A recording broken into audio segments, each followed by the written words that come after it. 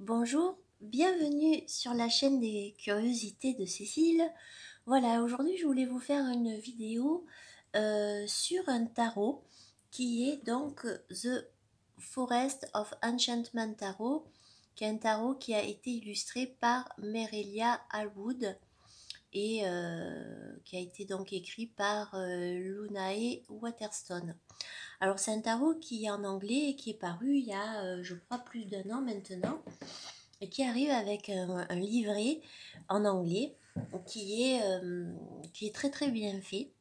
Voilà, et en fait je voulais faire un petit peu comme la dernière fois avec le tarot du royaume caché, vous comparez le Rider-Waite à ce tarot-ci, parce que c'est vrai que c'est un tarot qui est très porté justement sur les animaux, les fées, et parfois ça peut être difficile d'interpréter ça comme un Rider-Waite classique avec voilà, des personnages plutôt humains, etc. Et du coup, je me suis dit, voilà, pourquoi pas vous présenter donc ce tarot-ci, qui est un tarot qui est extrêmement beau et plein de poésie et qui est très nature. Voilà. Donc pour commencer, je vais vous présenter donc les arcanes majeures de ce tarot-ci. Donc juste pour information, ce qui est intéressant dans ce tarot, c'est que vous allez avoir le fou qui va être représenté par le cerf blanc. Et on voit qu'il est tourné, qu'il est dos à la forêt. Et en fait, il va traverser les 21 arcanes et on va le retrouver, ce cerf, à la sortie de la forêt, donc en 21, donc le monde entier, c'est un peu le nom de la carte. Et donc on voit que ce cerf, comme le fou, va parcourir donc les 21 arcanes du tarot. Et du coup, je trouve ça très très bien fait et qu'il aura donc du coup vécu beaucoup de choses. Donc, on va commencer par le fou. Donc, on retrouve le cerf blanc qui justement n'a pas encore acquis l'expérience et qui va partir à l'aventure un petit peu comme le fou traditionnel. Donc, qu'est-ce qui va lui arriver? Est-ce qu'il a pesé aussi les choses? Est-ce qu'il fait bien de... Est-ce que son insouciance va être porteuse de réussite ou non? En tout cas, voilà, comme le fou, le cerf va se lancer dans l'aventure. Après, on a donc ici l'enchanteur pour représenter le magicien. Donc, on voit un personnage qui est en train d'élaborer un sort, une magie, et qui a quelque chose qui va émerger de ce qu'il est en train de faire. Donc, il passe quelque part à l'action, comme le fait donc le magicien traditionnel. Après, c'est vrai que ici, on a un personnage un peu plus âgé, et du coup, c'est vrai que le magicien est plutôt représenté comme quelqu'un qui n'aurait pas encore acquis, on va dire, beaucoup de compétences. Et donc c'est vrai que c'est plutôt quelqu'un qui va être jeune, représenté jeune. Mais bon, en tout cas ici, ce qu'il faut retenir, c'est qu'on voit un personnage en train de créer quelque chose. Voilà, où il va allier justement l'aspect émotionnel, matériel, mental et bien entendu aussi le côté créateur. Après, on a ici le personnage qui est la femme avisée. Alors ça va représenter la grande prêtresse. On a ce personnage qui a l'air plutôt âgé et on voit qu'elle est en train de consulter ses oracles, un peu comme la grande prêtresse dans le Rider qui a donc son livre avec elle. Et donc, on voit que c'est quelqu'un qui a de l'intuition, qui a un vécu, qui a un savoir. Et voilà, on voit en plus ce qui est rigolo, enfin ce qui est bien fait plutôt, c'est qu'on voit ici qu'il y a comme une sorte de chemin lumineux et ce côté-ci, un chemin plus foncé. Donc ça parle bien un petit peu de la polarité qu'il y a chez la grande prêtresse aussi. Après, on a la mer nature, la mer verte. Donc là, on a la représentation d'une femme verte, donc la nature, ça va représenter Gaïa. On voit qu'elle a un enfant sur ses genoux, donc le côté matériel va ressortir. Elle est entourée de tout ce qu'elle a créé. Voilà, la forêt, les animaux, l'enfant. Alors ici, on a un petit peu le roi cornu, hein, le roi de la forêt, donc pour l'empereur, et on voit un personnage qui est un petit peu le chef en son royaume, qui a sûrement dû, comme l'empereur, classiquement ben, établir des règles à une certaine autorité et établir un petit peu les règles dans la forêt. Donc ici, on n'a pas la couronne comme traditionnellement, mais on a donc les bois de serre, voilà, pour représenter donc ce côté loi et autorité.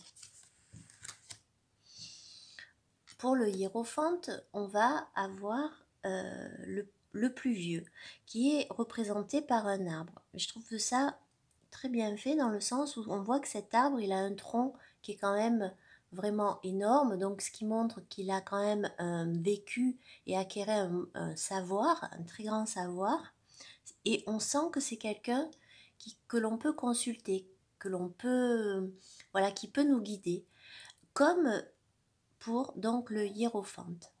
Et puis c'est le plus vieux de la forêt, donc voilà.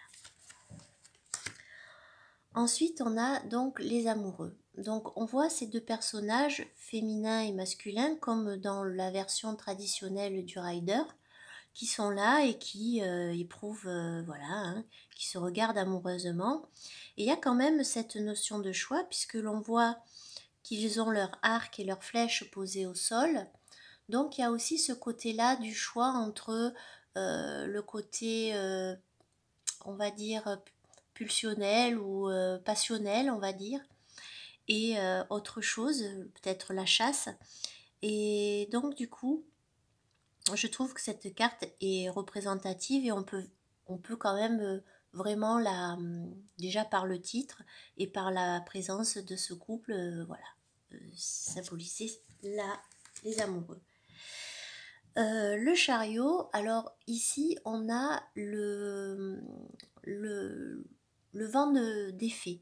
Alors ce qui est intéressant, c'est que le chariot, c'est une carte qui va vous dire, voilà, vous allez y aller, si bien entendu les cartes d'à côté vous montrent que voilà, c'est dans le positif. En tout cas, ici, on voit que ce côté, le fait d'aller de l'avant, on va le représenter par le vent, avec ces fées qui s'envolent. Et comme le vent n'est pas quelque chose de, voilà, hein, de linéaire, il va y avoir peut-être par moments des bourrasques, il va y avoir peut-être quelques perturbations, mais en tout cas, l'impulsion d'y aller, d'aller vers un but, y est. On continue par la force, donc là, c'est très reconnaissable au niveau de la carte, puisqu'on voit un personnage qui est à côté d'un loup, un personnage féminin, à la différence du rider où c'est un lion, mais visuellement, on reconnaît très bien la carte de la force. Alors ici, on a l'ermite. Donc ce que l'on peut voir, c'est que l'on a cet animal qui est chez lui, donc comme dans un cocon qui est seul. Donc on a ce côté de solitude de l'ermite et le feu de cheminée va représenter la lanterne que tient l'ermite dans le rider. On voit que c'est quelqu'un aussi, l'ermite, qui a acquéré un savoir, puisque on le voit entouré de livres, on le voit avec des écrits devant lui. Donc on sent que c'est quelqu'un, voilà, qui médite et qui réfléchit.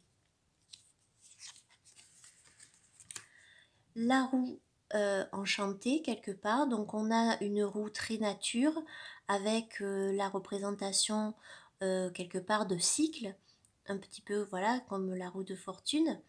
Voilà, ici on a la présence d'oiseaux, on a des fleurs, on a de la verdure, on a quelques petits éléments comme si on pouvait faire des sorts en fait. On a une petite clé, on a un crâne d'oiseau, voilà, comme un petit peu pour représenter la destinée quelque part.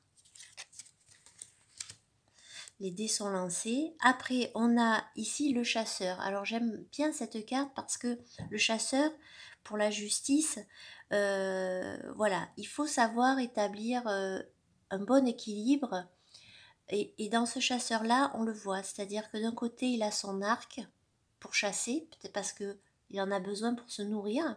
Et d'un autre côté, il préserve aussi les animaux. Donc, il y a cette notion de balance voilà, pour que toutes les choses soient vraiment, comment dire, équilibrées. Alors ici on a pour le pendu la suspension, donc c'est assez comment dire, représentatif puisqu'on a ce personnage qui a la tête en bas, qui est emprisonné dans de l'ambre. Donc voilà, je trouve que là, on ne peut pas vraiment trop se tromper par rapport à l'arcane. On a ce temps suspendu, un petit peu figé, comme dans le pendu. Voilà. La mort, donc ça va être représenté par une espèce de chien un peu monstre loup avec des yeux rouges. Et on voit autour de lui une main qui est posée sur le sol. Un peu plus loin, un livre ouvert. Et ce personnage a l'air effrayant comparé au... Enfin, effrayant comme le squelette sur son cheval du rider. Voilà, il y a cette notion de fin, de mort, avec peut-être ici, on n'a pas peut-être encore le côté renouveau derrière, comme avec le rider, parce qu'on a encore l'orage, on a quelque chose en tout cas qui est en train de bouger, qui est en train de se transformer. Après, donc on a la tempérance. J'aime beaucoup cette carte. Ici, elle va s'appeler la forge. Donc j'aime beaucoup parce que le travail de forgeron, en fait, c'est un travail où justement on va devoir vraiment être patient et tempérer les choses entre le feu, entre l'eau. Le savoir-faire aussi qui va demander de la patience, et dans cette carte-ci, avec le fait de voir donc ces nains de la forêt, voilà, hein, fabriquer leur épée et autres, leurs outils, je trouve que c'est bien représentatif de la tempérance en fait, hein, entre le feu et l'eau, entre le feu et l'eau. Après, pour le diable, on va avoir ici la carte qui va être nommée le menteur. Donc on a un personnage qui a l'air un petit peu plus que malicieux, qui a l'air un peu perfide, qui vous demande peut-être de venir à lui. Et il peut être peut-être charmant, et peut-être il va vous proposer certaines choses qui pourraient améliorer, enfin en tout cas combler certaines choses de votre vie, certains aspects. Mais on voit très bien que c'est un personnage qui qui a un côté un petit peu, qui a un côté négatif quelque part, un peu manipulateur. Voilà. Alors, après, on a la tour. Alors, la tour, on voit que c'est assez parlant aussi. Ici, ça s'appelle la folie. C'est-à-dire qu'on a cet arbre en maison voilà, qui est fendu. Et des oiseaux sortent en tourbillonnant. Donc, on a cet effet un petit peu de tempête, justement, de tempête, de changement un petit peu cataclysmique qui émotionnellement va nous perturber et que ça va être difficile à gérer, mais que ce soit en bien ou en mal. Après, pour donc l'étoile, on va retrouver ici la lumière d'étoile. Donc on a des personnages qui sont tournés vers les étoiles. Donc on a toute cette notion là de souhait, de prière, d'espoir avec la tempérance. Et puis nous avons ici la lune. Donc là on a la lumière de la lune. Ici on a une lune présente, donc on a la présence de l'eau comme dans le rider. Et puis on a la lune qui se reflète donc ici dans l'eau. Et nous avons des lièvres qui sont là tout autour. Assez aussi facile à comparer entre un rider et le tarot. Le soleil, donc on a ce personnage qui est voilà, dans la lumière et qui célèbre quelque part la nature. Et donc voilà, il lui joue un petit morceau de musique. Et on a donc un dieu Pan qui voilà, qui célèbre la beauté de la nature. Ensuite, on a pour le jugement le conseil des animaux. Donc là, bien entendu, comme on est dans un monde féerique, on retrouve des animaux qui, là, vous regardent à vous et vous disent, et voilà, et donc c'est un peu eux, quelque part, qui vous portent un jugement sur vos actions. Et voilà, avec quelque chose de, je trouve, très accrocheur de les avoir fait comme ça face à celui qui lit les cartes. Et donc, comme je vous disais, pour terminer le monde, on a donc achevé quelque chose, on a réalisé quelque chose, on a terminé un chemin qui là donc va être représenté par ce cerf qu'on avait vu au tout début et qui justement a acquis beaucoup d'expérience et traversé des réussites et aussi des obstacles. Voilà, donc ça c'était pour les arcanes majeurs. Maintenant je vais passer donc aux mineurs. Je vais commencer par les coupes. Les coupes qui représentent donc tout ce qui est en lien avec les émotions. Donc la naissance des émotions, le côté émotionnel qui va surgir. Ici on va le retrouver avec la présence donc déjà de l'eau et de cet animal, le cygne.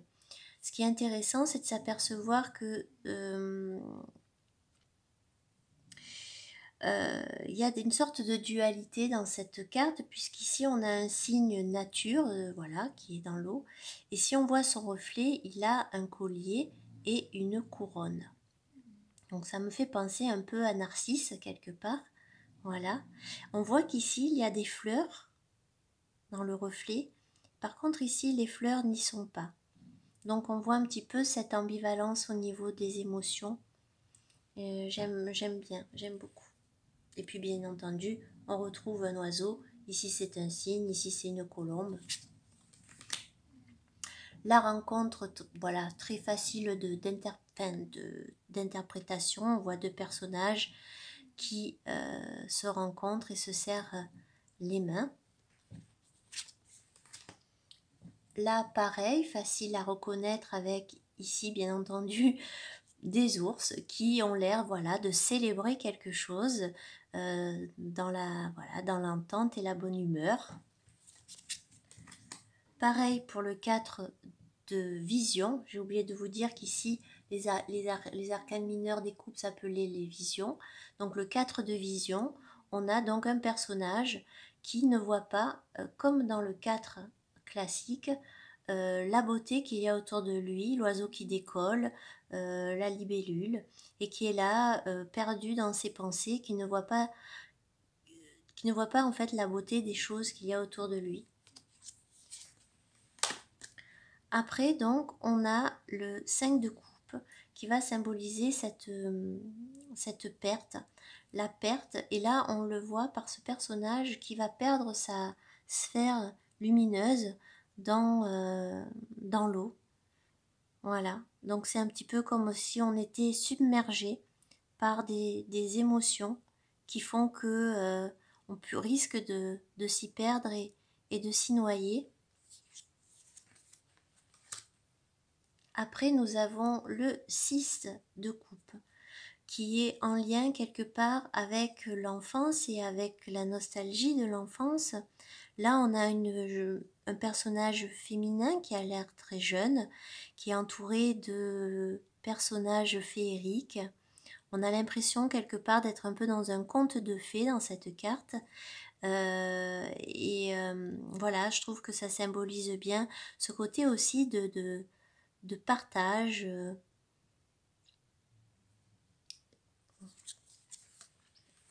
Après, nous avons le 7 de coupe. Donc là, on se retrouve face à une sorte de fontaine ou de mare où on voit à l'intérieur les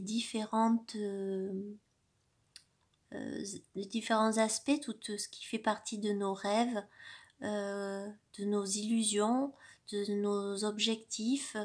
Voilà, hein, on a le côté matériel, le côté artistique, on a les animaux, on a, enfin voilà, tout ce panel-là que l'on retrouve dans les coupes, dans le rider. Pour le 8 de coupe, on voit très bien que justement, ce personnage qui a vécu quelque chose, voilà, qui était peut-être pas si facile, doit prendre un autre chemin émotionnellement, et on a cette impression ici avec, on dirait qu'elle cherche quelque chose, en tout cas quelque chose les perturbe. Il faut peut-être prendre le chemin qui s'offre vers le fond. Et on voit qu'il y en a certaines pour l'instant qui n'arrivent pas encore à se diriger. Le 9 de coupe va être symbolisé ici de vision par cette pièce qui va symboliser donc une réussite, une assise, une abondance matérielle, avec cette notion aussi de souhait exaucé, puisqu'on met cette pièce dans un puits ou une fontaine. Et le 10 de coupe, donc on a ici quelque chose de familial avec cette famille de licornes dans leur petit coin de nature à côté de leur point d'eau, voilà, qui ont l'air d'être bien, qui ont l'air d'être tranquilles. Puis donc on a l'enfant de vision, donc on voit bien cette petite fille qui s'émerveille des gouttes de pluie qui tombent. Donc il y a le côté nouveauté, le côté aussi, voilà, un petit peu encore dans voilà, le côté un petit peu enfantin. Nous avons ici le seeker qui est le seeker, je sais plus. Enfin bref, donc il correspond au cavalier, et donc il est là, il est en train de jouer une mélodie, d'apprendre la musique, donc il est en train d'acquérir quelque part une plus grande aussi expérience émotionnelle. Donc ici on a la reine de coupe, donc on a ce personnage qui est une sirène, voilà, donc qui est vraiment dans l'élément de l'eau, dans l'élément des coupes, et qui est un peu Wither, c'est la tisserande. Et oui, Seeker, c'est le, je sais plus, j'ai oublié, guérisseur, le chercheur. Donc là on est dans le chercheur, voilà. Là on est dans le côté de le fait de tisser, voilà, de tisser pour la reine de coupe. Et pour le roi de coupe, c'est le gardien avec la représentation de ce saumon, en tout cas de ce gros poisson qui vraiment est dans son élément puisqu'il est dans l'eau, et qui est vraiment, voilà, dans son univers, dans son royaume. On va continuer donc par les épées. Au niveau des épées, on va voir qu'ici, donc on va retrouver un animal comme un corbeau, voilà, donc qui rappelle l'élément de l'air. Et donc ici, il a une flèche qui va symboliser donc l'épée, le côté, voilà, hein, le côté mental, le côté... et ici, on va voir que la série va s'appeler l'As de défi. Donc là, on est dans les défis, donc dans le côté mental. Donc après le 2, Donc là, la personne n'a pas les yeux bandés ni les mains attachées. Par contre, elle voit son reflet dans la glace et on ne sait pas trop. C'est comme si elle était bloquée. Il y a un arrêt sur image avec quelque chose qui nous est qui nous fait peur, qui nous est un peu inconnu, qui est représenté ici. Le 3, donc le chagrin va être représenté par un père qui peut-être abandonne ses enfants parce que, voilà, un peu comme dans les super contes positifs de notre enfance. En tout cas, il quitte ses enfants et on voit la tristesse sur son visage. Le 4, alors c'est au milieu quelque part de tout ce conflit un petit peu du mental qu'il va y avoir ce moment de pause. Donc là, on va retrouver cet arbre qui, malgré son environnement plutôt hostile, arrive à prendre du repos et à pousser, donc quelque part à se régénérer pour les prochaines difficultés qu'il va pouvoir rencontrer. Après, on a donc le 5, hein, donc on voit quelqu'un qui est un personnage qui a son arme à la main et qui a l'air satisfait, qui a peut-être vaincu quelque chose. Le 6 qui vous dit quelque part dans le classique monde, vous prenez votre barque et vous partez vers un ailleurs pour quelque chose de meilleur.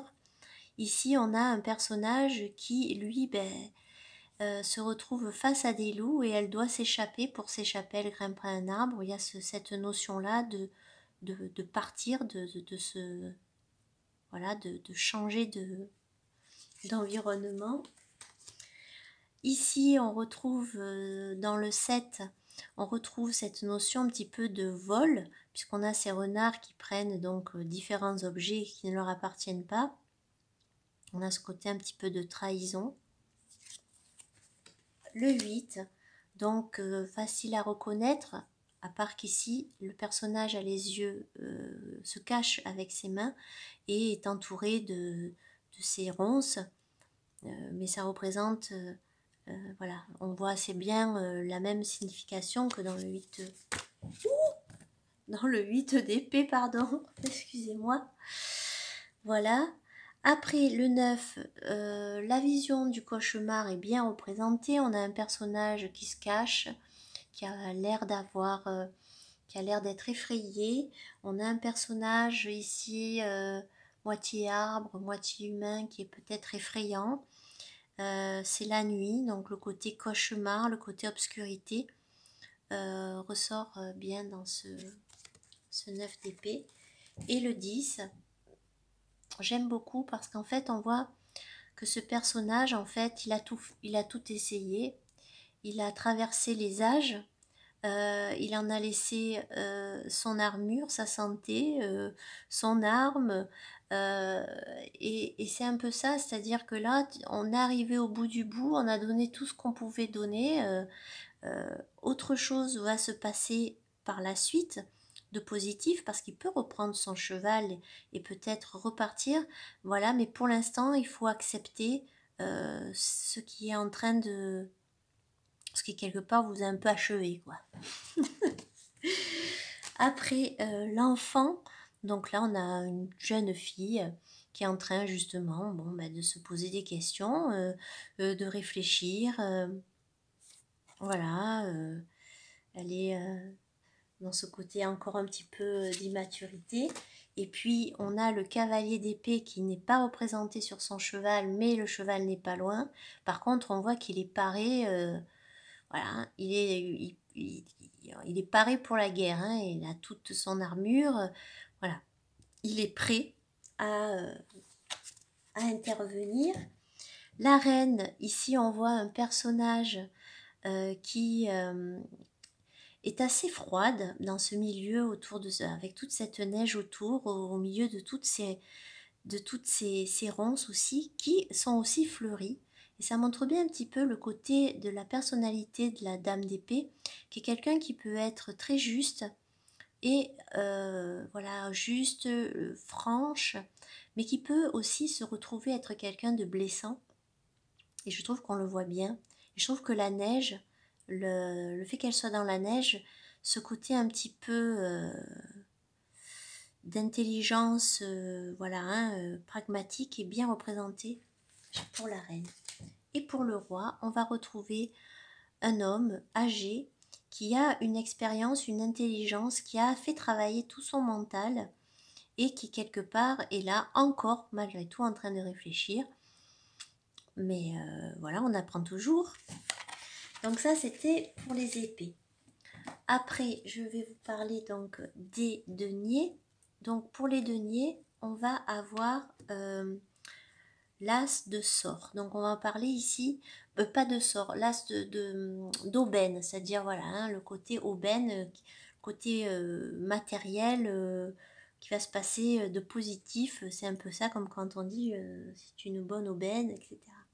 Donc au niveau de l'as, on retrouve un crapaud qui a une bague, une très belle bague en or. Donc voilà, hein, le côté matériel va être symbolisé du denier par la bague. Le 2, on a bien cette notion d'arriver à trouver un équilibre puisqu'il est sur ce pont et que justement il porte des fagots. Est-ce qu'il va garder l'équilibre ou basculer? Voilà. Donc on le voit assez facilement. Pareil pour le 3 où on voit un travail d'équipe avec donc cette sorcière, ce lutin et cet oiseau. Donc on voit le travail d'équipe, le travail qui est en train de se construire. Elle est en train de faire sa potion magique. Le 4, donc là on voit, hein, on a ce personnage-là qui n'a pas envie de donner, ce personnage-là qui part avec son gâteau sous le bras. Donc on voit un petit peu ce côté pingre, ce côté pas prêteur du 4 d'épée. En même temps, peut-être qu'elle veut conserver sa réserve. Enfin voilà. Au niveau du 5, donc là c'est classique, on a deux personnages qui ont l'air pas vraiment heureux, qui se partagent un petit bout de gâteau dans le froid, sous la neige. La maison au loin est éclairée, mais comme ici on voit les vitraux de l'église. Mais en tout cas voilà, la notion de pauvreté est bien présente. Le 6 qui est le partage, donc là on voit un personnage qui dort dans la nature et ce personnage a l'air d'avoir quand même froid et elle obtient quelque part de l'aide et du soutien de la part de tous ces petits lapins qui vont la réchauffer pendant cette nuit. Donc on a cette notion voilà de partager et d'aider. Le 7, voilà, donc le 7 c'est la patience, c'est-à-dire qu'on est devant différentes portes et les portes elles vont s'ouvrir. Faut pas être pressé de savoir si elles s'ouvriront toutes en même temps ou l'une après l'autre. Il faut prendre voilà, avoir la patience de voir les choses se grandir et de voir les portes qui s'ouvrent. Le 8, donc on est dans le travail, là on le voit de ce personnage qui est en train de tisser des fils, voilà. Donc la notion de travail y est et d'application. Le 9 de denier est représenté, on peut facilement aussi le reconnaître puisqu'on a un personnage féminin qui tient donc on dirait un oiseau papillon. En tout cas on voit le côté abondance du 9 de denier puisqu'on voit qu'elle a de quoi manger, elle a l'air heureuse, elle a l'air épanouie, on voit qu'elle a son petit chez elle, tout a l'air de bien fonctionner. Et le 10, donc de denier, où on a cette célébration familiale, amicale, en tout cas on a cette notion-là de famille. On retrouve des personnages d'âge différents qui célèbrent leur réussite. Il y a la notion de partage, d'héritage. On a même la présence du chien, comme dans le Rider. Après, donc, on passe à l'enfant d'aubaine, donc voilà, avec ce jeune qui a découvert cette maison en pain d'épices. ici le chercheur, donc ce personnage de Denier qui est en train de matérialiser, d'essayer de guérir ou peut-être de ramasser quelque chose dans la forêt. La reine de Denier qui a, voilà, hein, on voit, elle vit au milieu de la nature, elle a une belle maison, elle ne manque de rien, elle est là au milieu de... Voilà, elle est à sa place dans sa maison, elle a tout ce qu'il faut. Et pour terminer, le roi qui lui, on voit que matériellement, il est bien assis, entouré de toutes ces pierres précieuses, et qu'il a l'air heureux et réalisé. Voilà. Et pour terminer, parce que bon, c'est vrai que ça prend beaucoup de temps, vous présentez donc les bâtons. Ah, je vais vous le mettre comme j'ai fait de l'autre côté. Donc au niveau des bâtons, ici on va retrouver l'énergie créatrice. Donc là on est dans l'as de sort et on retrouve ce dragon qui va souffler. Donc c'est le feu, voilà, c'est l'émergence de quelque chose de créateur qui va donc croître et grandir. Le 2, donc là on est dans le moment qui va précéder un départ, puisqu'en fait ici le personnage consulte ses ogames pour savoir peut-être quelle décision il va prendre. Donc on voit qu'on a l'envie de faire quelque chose, de partir, mais il n'y a pas encore eu l'impulsion d'y aller. Et là c'est ce qu'il fait en interrogeant son oracle. Le 3, donc là le chemin est en train de se faire. On a ça qui est représenté donc par ces noix qui s'envolent avec ces bougies allumées, qui s'envolent, qui flottent sur l'eau. Voilà, et on voit très bien que y a ce mouvement de voyage qui commence. Après le 4, on retrouve donc cette célébration avec ces petits lutins des bois qui célèbrent, qui célèbrent quelque chose, hein, on le sent. Voilà, ils sont heureux et épanouis. Le 5, ce côté conflit, petit conflit, on le reconnaît bien ici, hein, puisqu'on voit qu'on n'est pas non plus face à une guerre mondiale, mais on a bien un côté compétition, un côté chamaillerie, un côté je fais mieux que toi. Donc on le retrouve bien dans cette petite bataille de baguettes magiques et de sorts.